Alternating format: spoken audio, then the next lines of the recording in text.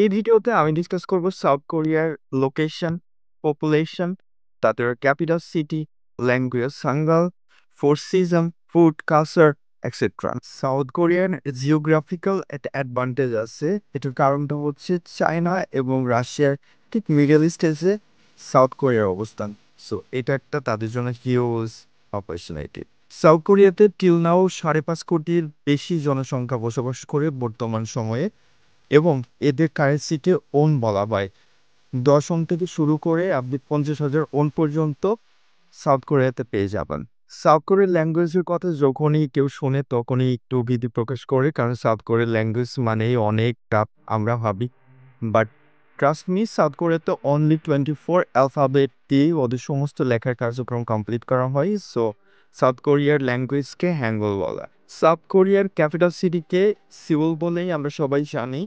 এটা একটা economical hub হিসেবেও আপনারা কাউন্ট করতে পারেন, এবং কালচারাল সমস্ত অ্যাক্টিভিটিস এই সিওল শহরটাতেই সংগঠিত হয়ে থাকে। সাউথ কোরিয়াতে পাবলিক ট্রান্সপোর্টেশন হিসাবে বাস, ট্রেন, ট্যাক্সি ইউজ করা হয়। সাউথ কোরিয়াতে 4টা সিজন অ্যাভেলেবল, তার মধ্যে স্প্রিং, যেটা বিলং করে মার্চ থেকে মে পর্যন্ত। এরপরে আসে আপনার সামার, যেটা জুন থেকে অগাস্ট পর্যন্ত। দেন অটাম, যেটা থাকে সেপ্টেম্বর থেকে নভেম্বর পর্যন্ত। ফাইনালি উইন্টার, যেটা বিলং করে ডিসেম্বর থেকে ফেব্রুয়ারি পর্যন্ত।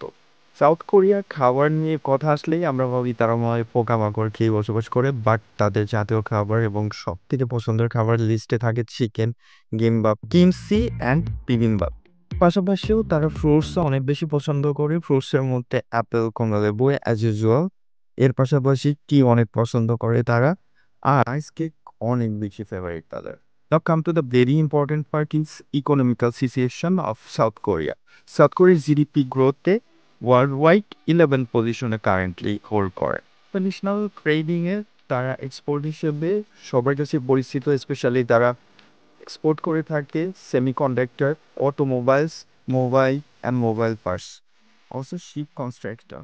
এখন আমি সাউথ কোরিয়ার মেজর কিছু কোম্পানির নাম বলবো, যেটার সাথে আমরা বাংলাদেশিরা সাধারণত সমস্ত কোম্পানির সাথে খুবই পরিচিত, কারণ আমাদের দৈনন্দিন লাইফস্টাইলে এই কোম্পানিগুলোর সাথে খুবই ওতপ্রোতভাবে জড়িত। তার মধ্যে ফার্স্টলি আমি বলবো স্যামসাং, আপনারা সবাই জানেন, যেটা সাউথ কোরিয়ান কোম্পানি। এলজি, যেটাও সাউথ কোরিয়ান কোম্পানি।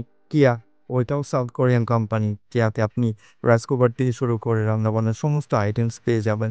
এর পাশাপাশি হাইউন্ডাই গাড়ি, সেটাও সাউথ কোরিয়ান প্রোডাক্ট। এখন আমি সাউথ কোরিয়ার বেশ কিছু পপুলার প্লেসের নাম আপনাদের সাথে শেয়ার করব, যেটা আসলে আমার মেমোরাইজ করে আপনাদের সাথে শেয়ার করাটা একটু ডিফিকাল্ট, যে কারণে আমি একটু দেখে দেখে আপনাদের সাথে শেয়ার করি।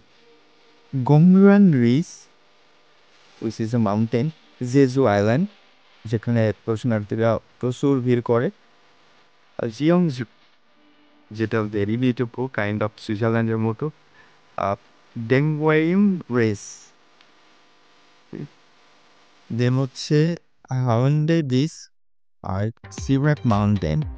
এখন আমি কোরিয়ান ড্রামা নিয়ে ডিসকাস করব, কারণ কোরিয়ান ড্রামা পছন্দ করে না এমন কোনো পাবলিক আমার মনে হয় পৃথিবীর কোথাও নাই।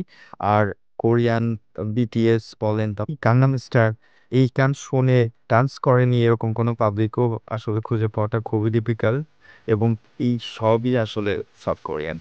আচ্ছা, সাউথ কোরিয়ার স্টুডেন্টরা চেয়ে কি তারা কি আর পায় কিনা, মানে পার্মানেন্ট রেসিডেন্সিয়ালি তারা গ্রাপ করতে পারে কিনা, এই ব্যাপারটা নিয়েও আপনাদের মনে অনেক কনফিউশন থাকতে পারে। সেটা নিয়ে আমার একটা আলাদা ভিডিও আসবে, আশা করি ওই ভিডিওটা দেখবেন, এবং পসিবল, ট্রাস্ট মি।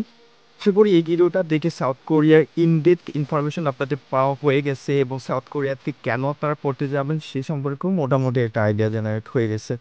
এই ভিডিওটা যদি ভালো লেগে থাকে তাহলে আপনি আপনার বন্ধুদের সাথে শেয়ার করতে পারেন, আপনার টাইমলাইনে শেয়ার করে রাখতে পারেন।